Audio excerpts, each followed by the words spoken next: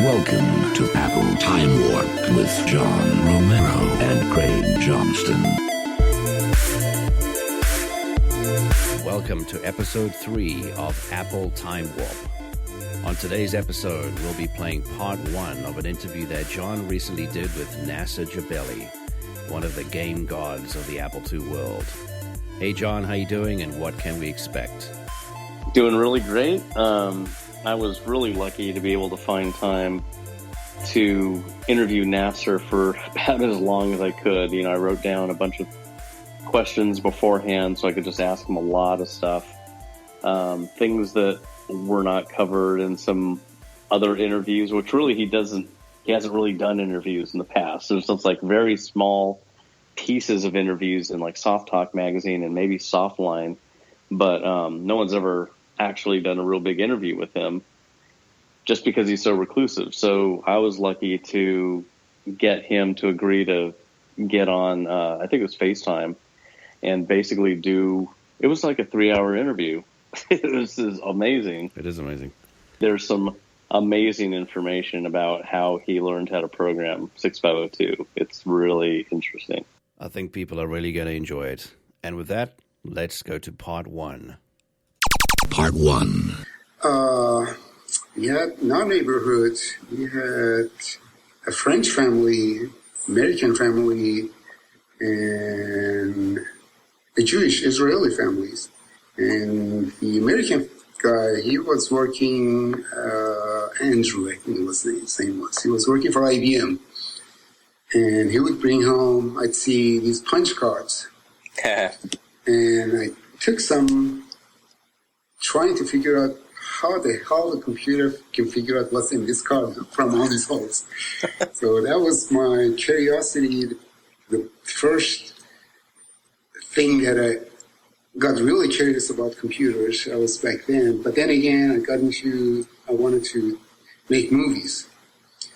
That was like also my interest. So I got sidetracked and then built myself a projector. Oh, wow. And tried to do like stop motion films and put it all together and make animations. Oh, stop motion or what? Yeah. On a Super 8. Super 8? Yes. A Super 8 camera. And it was tough to do because you couldn't shoot still with it. You could record with had to really light up the subject and do like a few frames of recording and then go and take it to a place that would process it. It was like a hassle. Wow. So I gave up on that after the whole summer I worked on it, and finally I gave up on it and forget about it. Wow. But then I wanted to do computers again and took a short course in COBOL.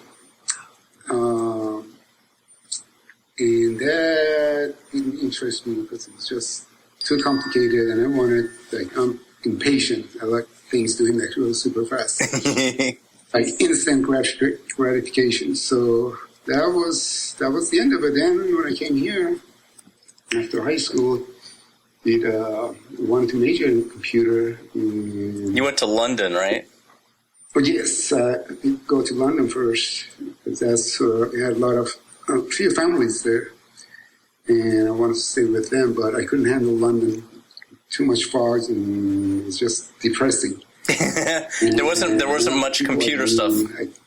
The people I knew were like older and didn't have anything in common with me. And I had my cousins in D.C., so I decided to just fly over there and check it out. And went up there and applied for Berkeley and got accepted.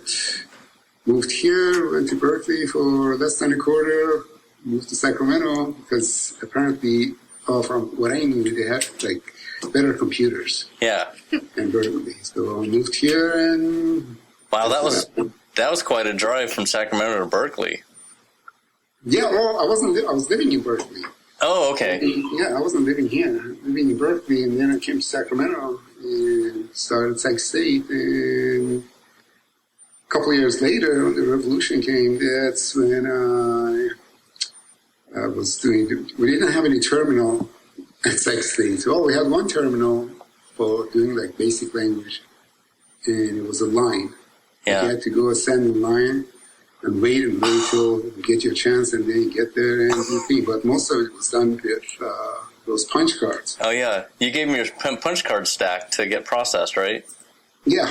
You have to like punch in all the cards, stack them all up, give it to them, go back in a couple of days to see if it worked or not. And then if it didn't work, then you got to go through all the stacks and pull out the cards that are strong and make another one, put it back in the stack. And a couple of times I dropped my stack, and that was Yeah, you guys don't remember. Back then, it wasn't easy. Yeah, I've used paper tape and I've used punch cards in a university. But at least I was on a timeshare system where I could actually get results pretty quickly. But it wasn't batch process like you're talking about. Right. Which was slower. Like one of the reasons I got a computer, actually I got a Commodore PET. I don't know if you've ever heard of it. Of course, yeah.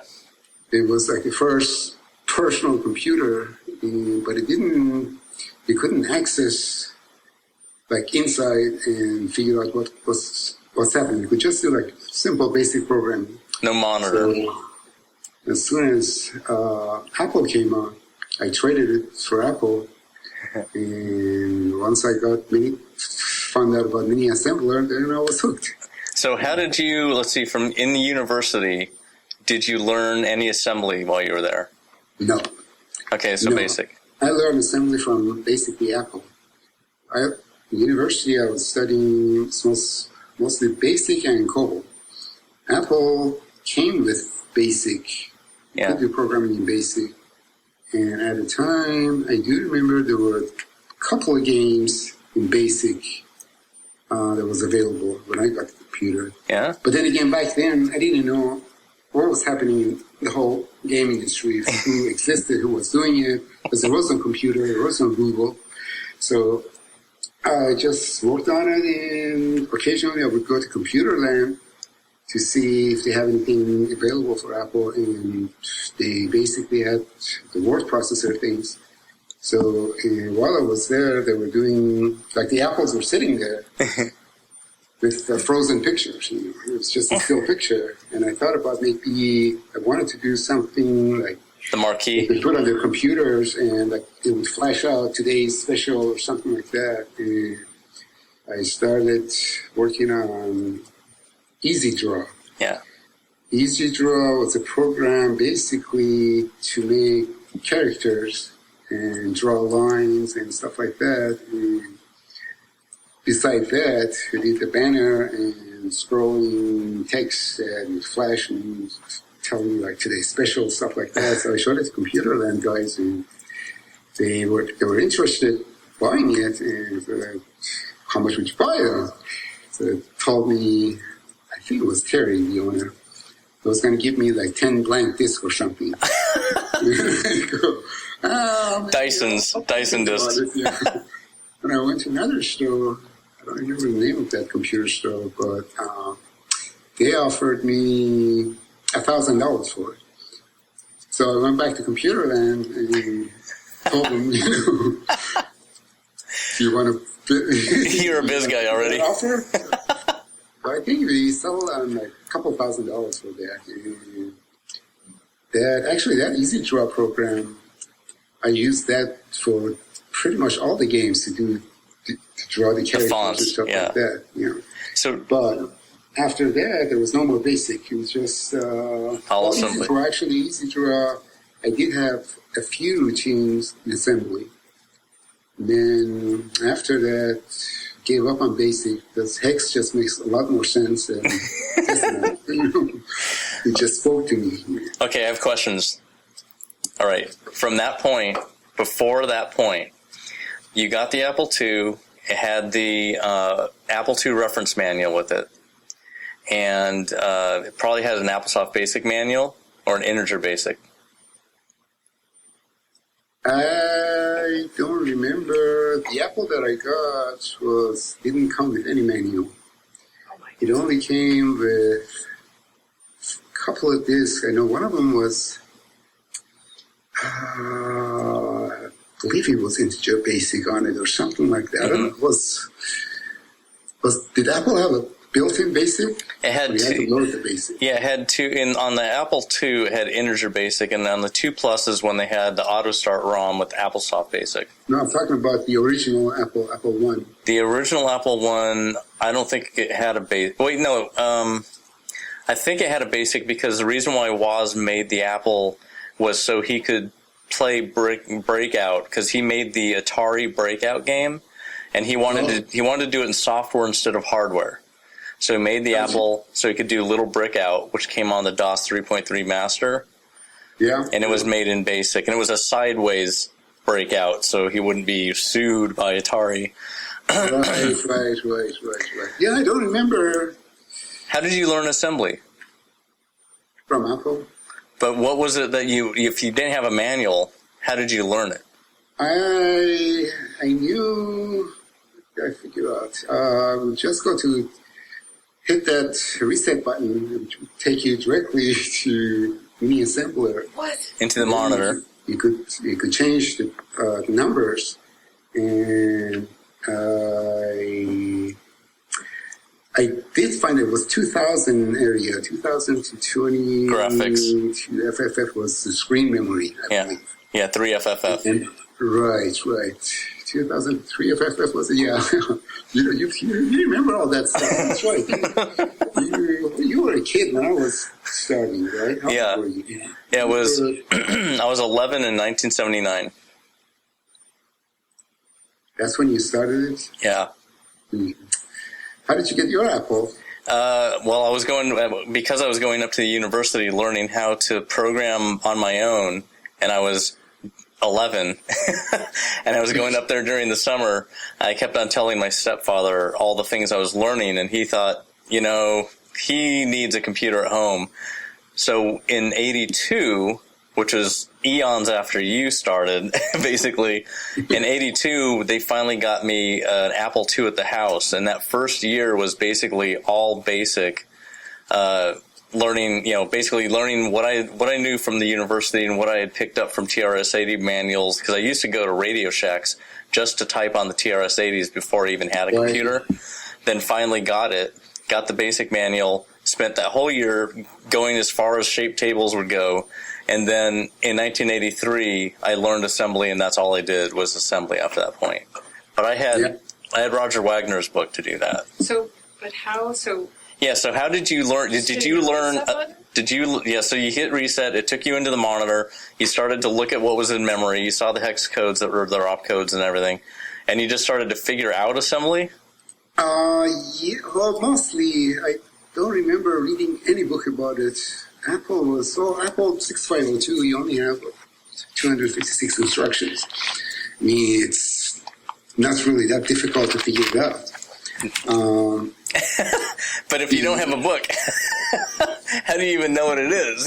How do you know that A9 is load A? You could go one instruction at a time and see what's happening. Yeah. I knew something about I think, I don't remember who I was talking to at school trying to get some information on 6502. And I knew about the registers, and how to access memories and stuff like that, but just playing around, doing things, wasn't really that difficult. I mean, I don't remember it taking that long to figure out what codes were doing. And actually was easier to remember all the actual codes for instructions, like AD for loading A register with this. Some memory location, yeah. Right. Do you remember what 18 hex is? 18 hex? 18? No, I don't remember that. What was it? Clear carry. It's clear carry. Oh, yeah. You're talking about 30, 40 years. Oh, I know. It's forever. Yeah, and you remember all that stuff. So you started assembly on Apple? Yeah. And the funny thing is this. In 1980, In 1981, I had a friend, he's still a friend of mine, and we were both trying to learn how to program at that time. And this is without having a computer at home, so we'd have to go to stores to do anything we could, or go to the university if we wouldn't get in trouble. And he told me, I told him this one day, man, I want to make arcade games. I want to make really fast arcade games. This basic, is really slow. It's good for adventures, but not anything else. And he said, let me show you something. We went to a computer store in Roseville, and we went inside, and there was a computer there, and it had Gorgon on it. Oh. and this is in 81, so they were showing it off, right? And he hit reset. I think he hit it a couple times or something so he could get into the monitor. And or else he hit reset and it rebooted, and he popped the disk out or something so it would actually just go on the monitor. And then he just showed me, he disassembled. He didn't look at disassembly, but he showed me a memory, just a chunk of memory. You know how it's 16 bytes across and then just a big, huge block? Right. And he points at it and he goes, that's Gorgon. And that's what you have to learn to program games like that. Oh, that was Gorgon. And I'm like, no way, I can't learn that. That's just a bunch of numbers. And of course, now I can look at that wall of numbers and tell you what all the opcodes and the whole thing from that block. But back then, it's like a wall, Yeah. Well, actually, I had when I was doing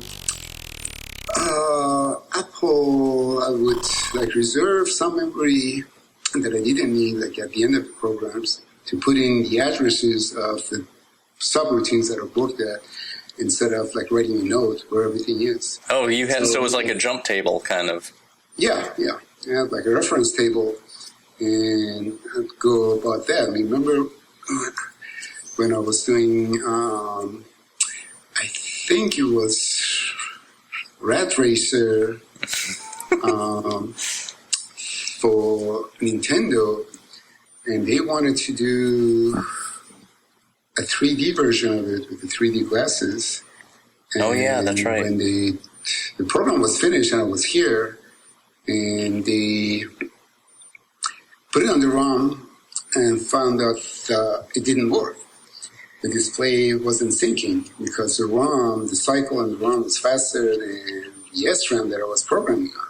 Oh wow. So they called me in the middle of the night, and this was all at Nintendo headquarters. And we talked about an hour. I was at my friend's house, and they woke up because the phone was ringing, and I'm on the phone, and I'm talking really loud and say, go to this address, type in HAC076, and talked about that for about half an hour and fixed it. And next day, my friend goes, what the hell were you talking about last night? Oh, yeah, E7, A7, 97. Wow. And that was just off the top of your head. You didn't even have a printout. No, because, the programs that I did, they were really that big. And you could pretty much remember where everything is, especially if you're coding and you're used to assembler or mini assembler or just object code.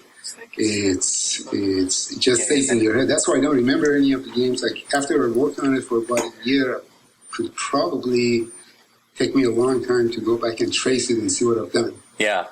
I didn't take any notes or anything. And because I just wanted to finish it as soon as I could. Every one of the games that you coded, you basically went into the monitor, you F666G'd, and you basically typed in a line at a time, you hit enter, turns into hex, right? Right. And that's how you coded all your games.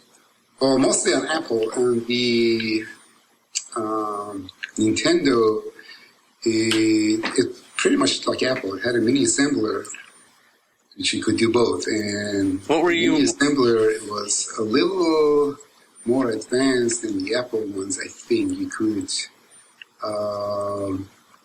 do labels.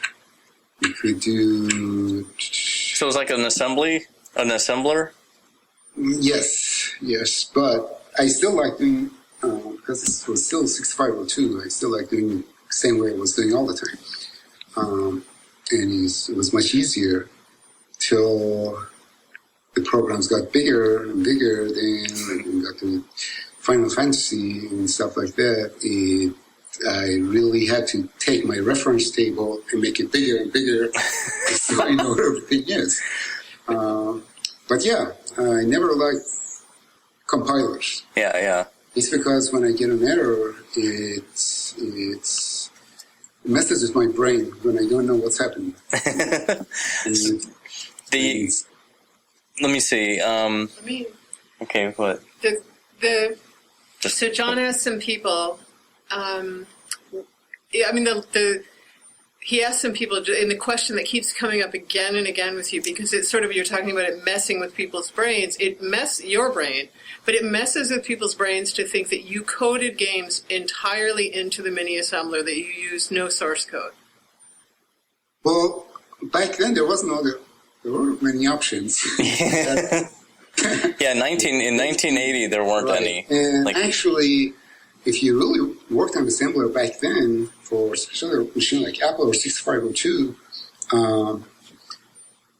you could probably find it a lot easier than any other language, any compiler. It just makes sense. Yeah.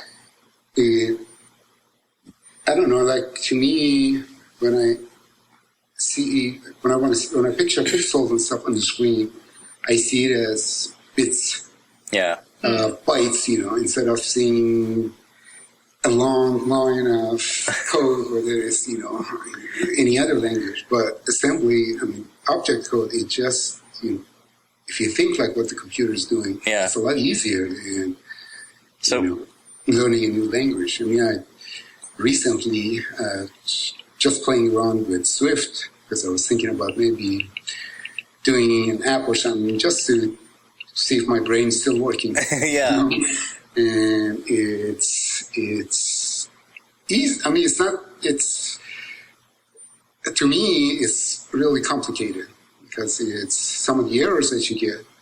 I have to figure out how that error happened, and then you Google it and find out the error's got nothing to do with what you're doing. It's got something to do with the version of things that you have, and this and this and that. Oh, yeah. The Xcode and all that stuff. So that's what messes my brain. Because I feel like hopeless. I don't know. It's not as easy as it should be. The environment is complex. So let's see. Even when I did IBM, they used only C language, I think, and the IBM PC Junior. Yeah. Was that Aztec C? I never used it. Oh, you didn't use it? Okay. No, I didn't use it. I went to assembler. It was just much easier for me to do assembler. Did you think it was pretty cool going to that bigger instruction set with more, 16 bits and everything? Oh yeah. That's why I left Apple for almost 6 months, and that was what time that Apple was introducing the Mac, yes. Yeah. And they wanted me to do something for the Mac, and I'd already signed up with IBM to do a few games for them, and did one game while I was here, and then I was going through the divorce and all that stuff, and decided to go to Florida and work at IBM. Oh, wow. And worked there at night at their office, because IBM wouldn't let their machine go out because nobody knew about it yet. Oh, yeah, that's right, it was secret. I had to go and work inside the building with 2 security guards and 2 programmers there to just be there if I need something. Wow. Go there in the afternoon, stay there till midnight, and just code and just sit there and watch me. Wow. And worked on it for 3 weeks and finished it and came back home. But they wanted to teach me about their C language and send this with this machine and I'll figure it out. So, well, that was an awful machine. That machine didn't even live up to what it should have been. It was garbage. Yeah. Well, but at the time, you really had to stretch your assembly. 8 colors on it. Yeah. Oh, I know. Actually, Actually, it was, you could do 4 colors. And first they came to me and wanted to do an evaluation. They have a secret machine. I was interested in doing an evaluation. And sure, because I was curious. So I get the machine. They had to rent a place separate from my office. Nobody could go there except myself. And I went and played with it. And when I saw like 4 colors, man, this is awesome, especially for games. And so I I mixed the colors just like you do on Apple, dithering. Right. Got 16 colors off of it, and it looked actually pretty good with 16 colors. If you weren't really too close, the color really looked good. And when I did the presentation, the engineers thought that you invented messing with them, and I had another computer that was there. So, how did that work? So they didn't know you were using a technique from the Apple II. Yeah, exactly. Well, Apple II, I still like. I mean, have good memories with Apple II. It was just fun to program it. Yeah, because you could just sit there for a few days and make a game. I mean, Space Eggs was. I don't know if you remember the Space Eggs. Of course, I remember everything. Space Eggs took me about 3 days. What? From start to finish. I remember going to Computerland after a couple of games. There was one game that came out from, I think it was Broderbund, that Jerry Jewell showed it to me and said, this is going to be real popular. And since then, he was kind of sad because we just released a new game and their game was better than us.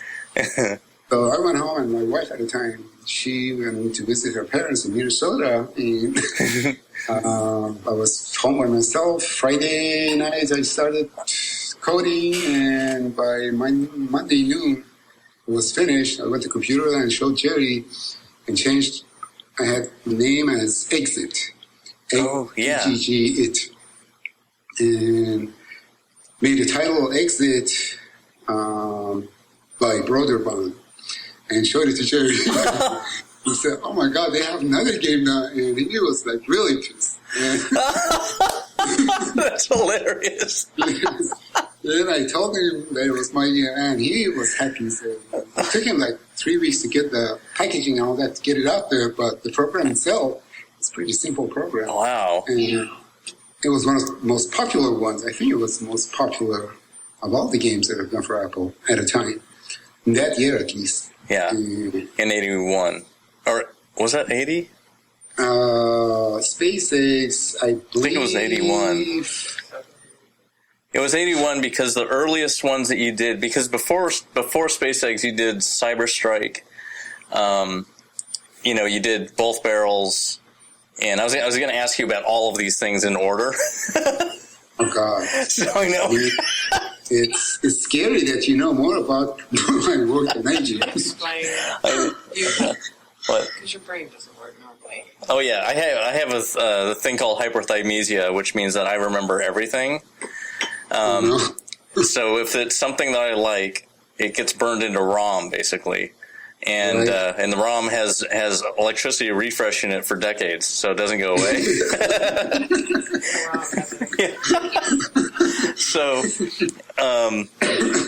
So what I was going to ask was, you already answered the questions about, you basically went straight into the mini assembler, and you, my guess, I'm just kind of guessing, and then you can answer this. You, when you were creating jump tables, which kind of answered part of my questions, and you were you segmenting your functions at like page addresses or something? So you would like start something at a page address and write some functionality, and then you would RTS out of there or something, and you create another jump table entry to another piece of code, right? Probably not at the byte after it, because if you needed to expand it, you wouldn't have any room, right? Right. I would leave at least 256 bytes at the end of each function. Wow, you had a whole page of memory.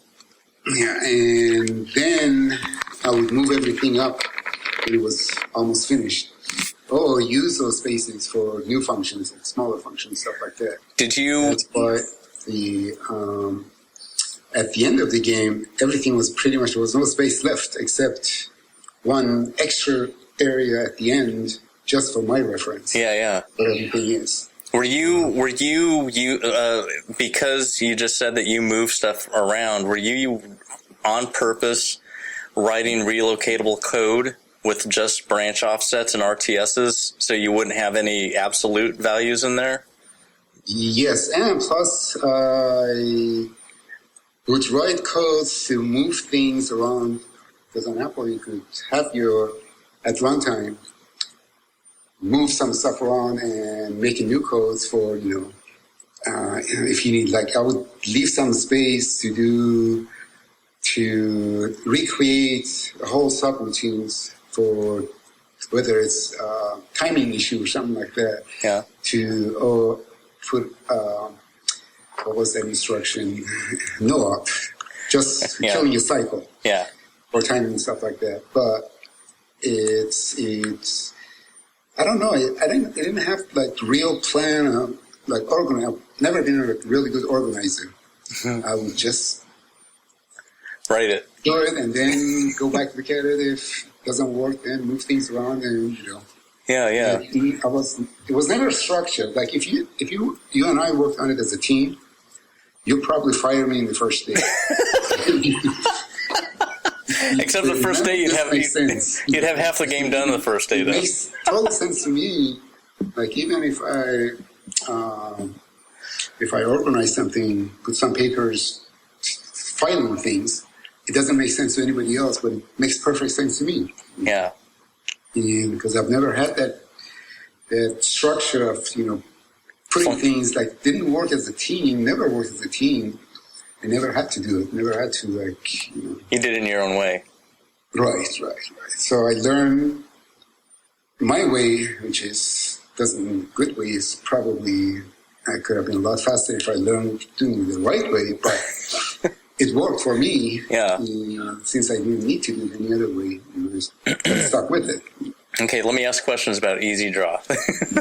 So while you were poking around in the computer, you learned assembly language just by looking at the opcodes and what they did.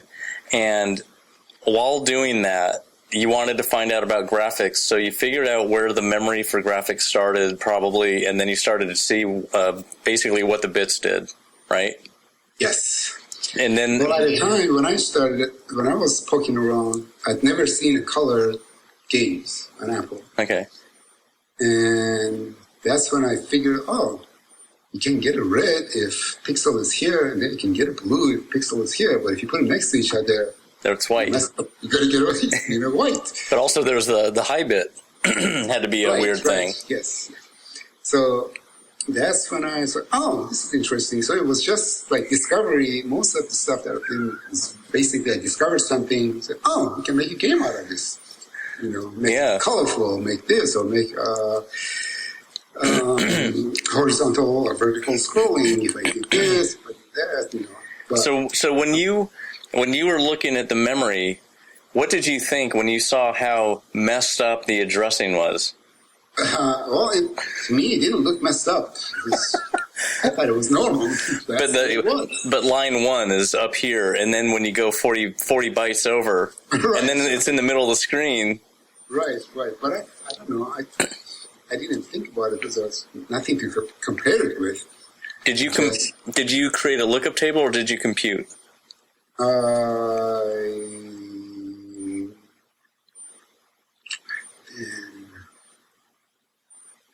I think I had lookup tables. Yeah. A lookup table just for everything, even for creating random numbers, because it was faster. I would create a random number and put it in the table and use those instead of generating. Yeah. That was one of my favorite things to do because you could do things a lot faster.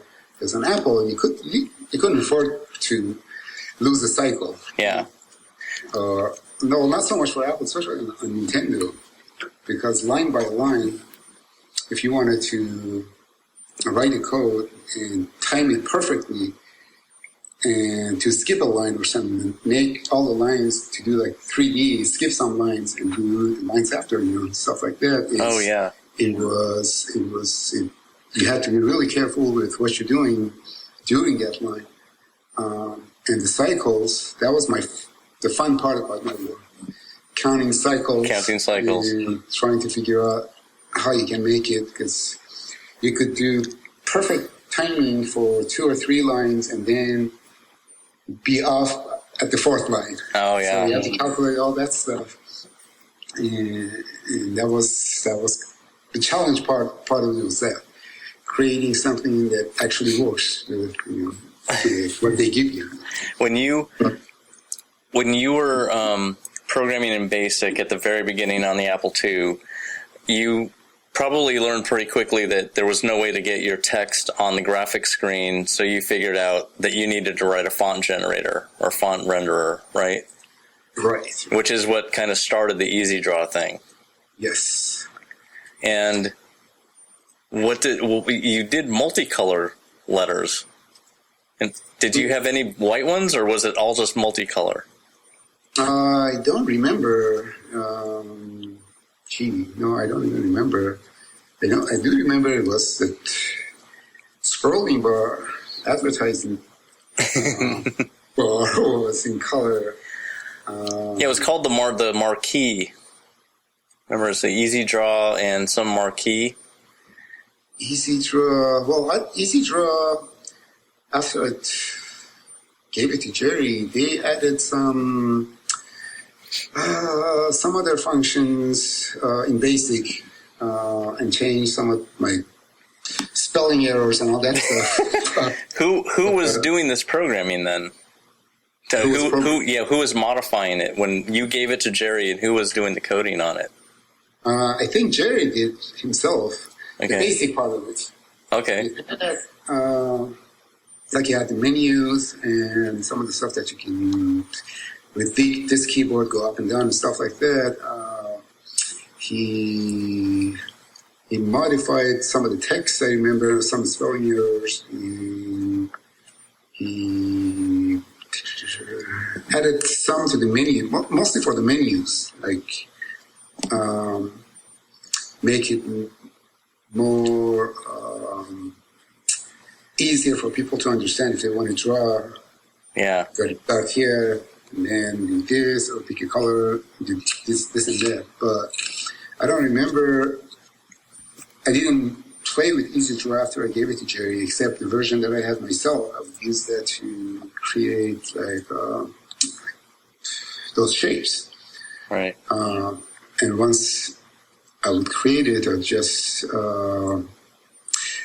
copy to, I don't remember on EasyDraw how I transfer the shapes into my code. If I had to retype everything.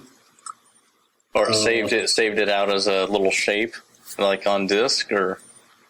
I don't remember. Well, the shapes, I would create it, but eventually it would go to memory.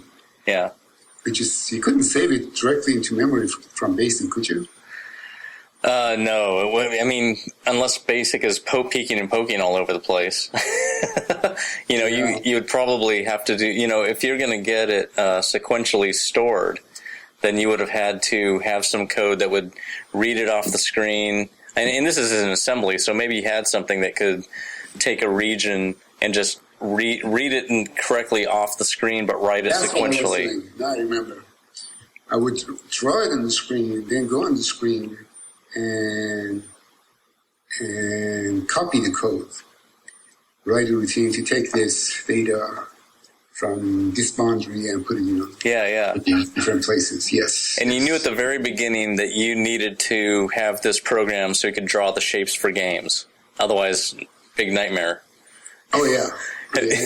Well, in the beginning, I was just playing around. BASIC, once I started on EasyDraw, I realized this is not the language to do any kind of, like, if I wanted to do animations and stuff like that. Yeah. My first thought was to make a character can do dancing.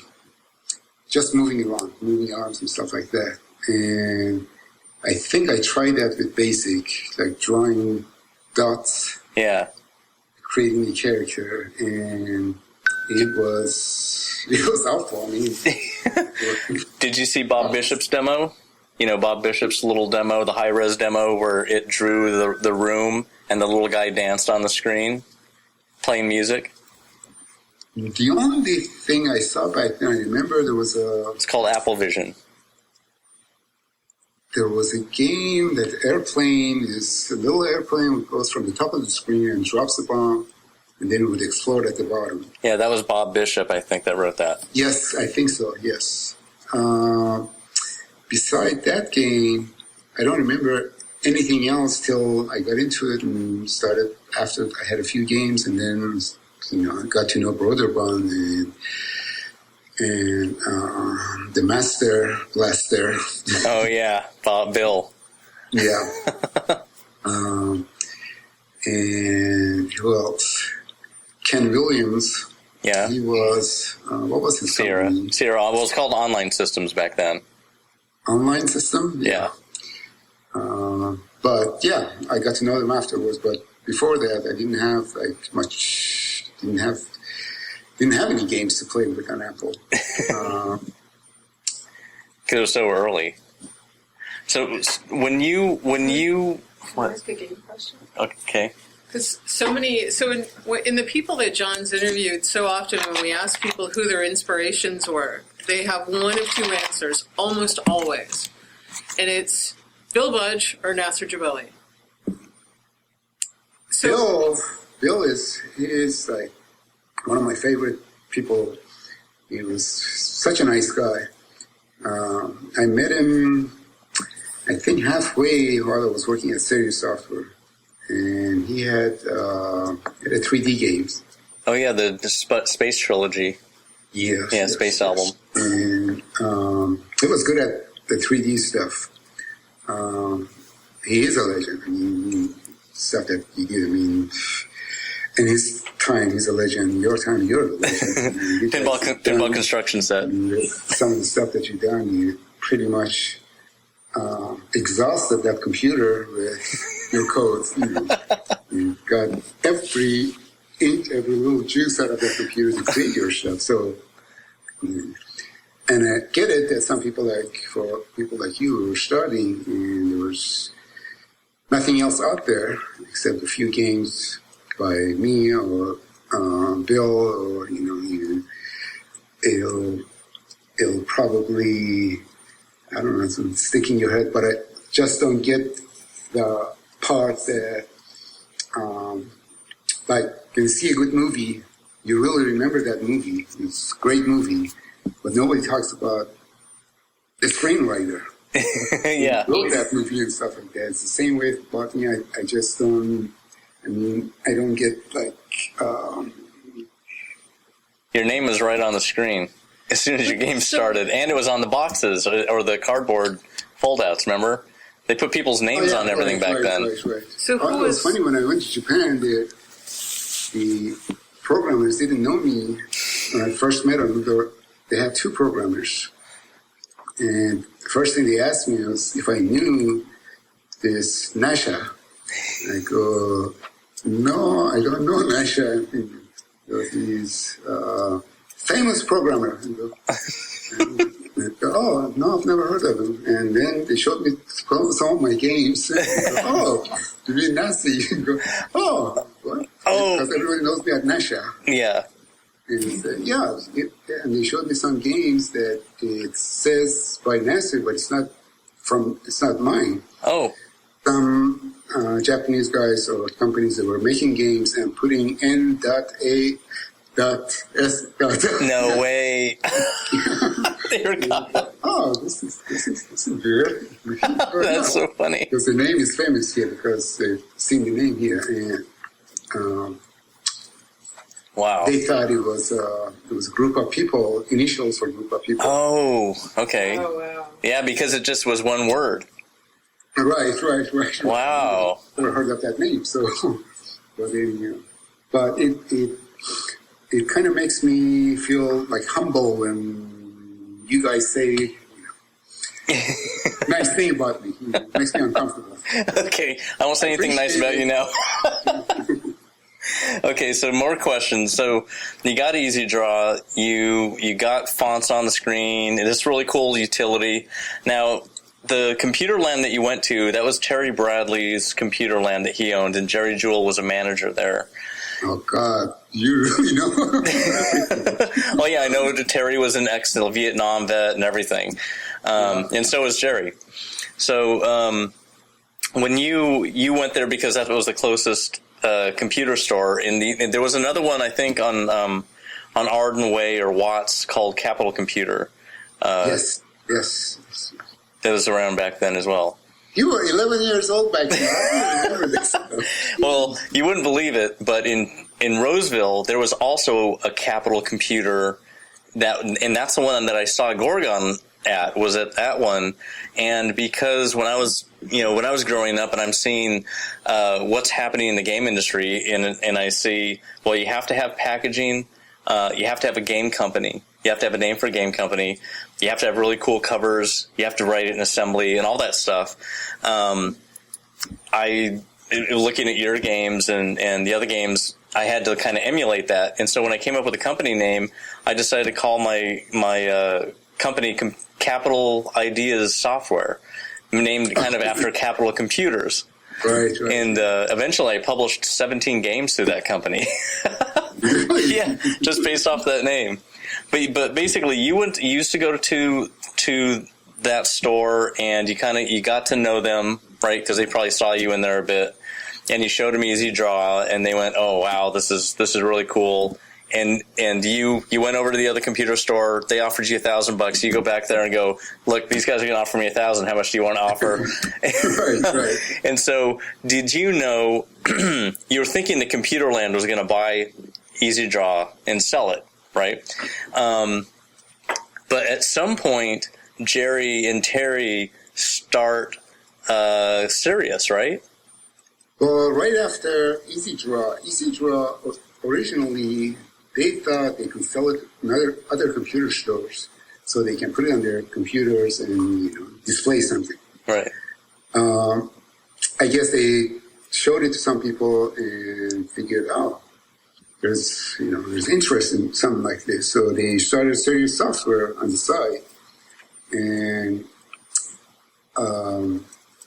I don't know if it's right then they started or when I started the first game, because I do remember right after Easy Draw, probably a week or two later, I had the first game, which I don't even remember. It's Both Barrels. What it was. Which one? Both Barrels. It had Duck Hunt and that High Noon. Oh, yes. Duck Hunt. Oh, my God. Yes. And they did go to some place to distribute, or they were looking for a distributor, or they found out that they can sell it themselves or something. We talked and said, we'll do the publishing for you, and you do the programming, and we decided on the pays and all that stuff. Yeah. And then Sirius Software basically was started back then, and a year later, they pretty much, I think they closed Computerland or they sold it, and just stayed with Sirius Software. And that was about the time that I left. There's Phil, one of the managers. Phil Knopp, yeah. Phil Knopp. Oh my God, Eric's father. Yeah, Eric's dad. Yeah, yeah. He was general manager, and he came over to be your general manager at Gebelli Software. Well, actually, he was the one who talked me into leaving and going. Oh wow! Because he got fired or something, and at a time, Sirius they started hiring a couple more programmers, and they wanted me to do a partnership, and what they were offering me, I thought it wasn't fair. Yeah. And Phil, when I didn't know he was fired, but he saying that, he's quitting or something. And he said, why don't you just start yours? And, I know everything about production, all that stuff. Start your own. So next thing you know, he's looking for an office. And he was also a carpenter. Oh, wow. And he started building his desks and stuff like that for, assembling the disc and packaging and stuff like that. And knew a couple of guys for designing packaging, because he basically learned all that stuff from Sirius. Yeah, so that's right. When I told Jerry, good luck with your venture.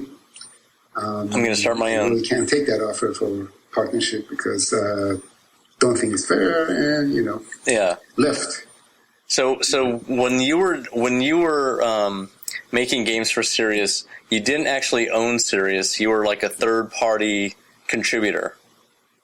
I was just doing contract, basically a royalty based contract for each product. I wasn't never employed by them. Right. Yeah, which is kind of the way the whole industry was working back then.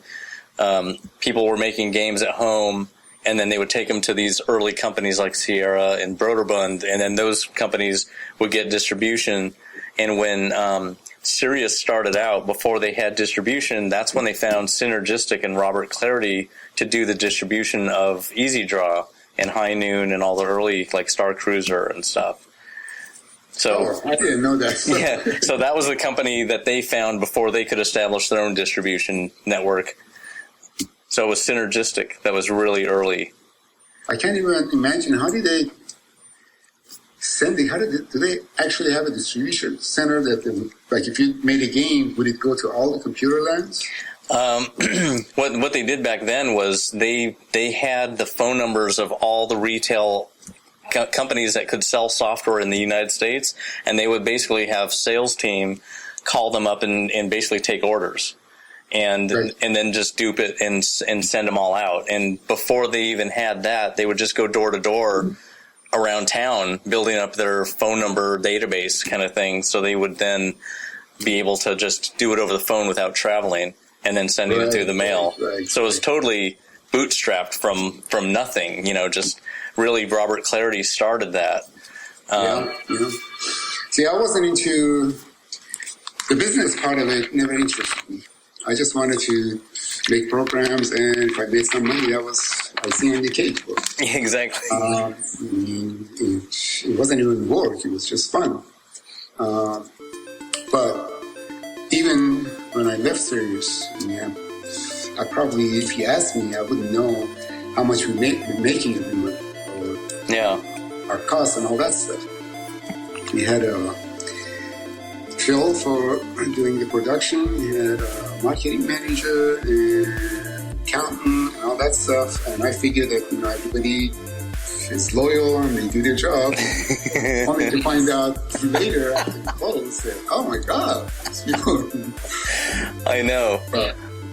That's things that happen when you trust that people know what they have to do. Right. Thanks for listening to part 1 of the interview with Nasir Gebelli. Parts 2 and 3 are coming up very soon.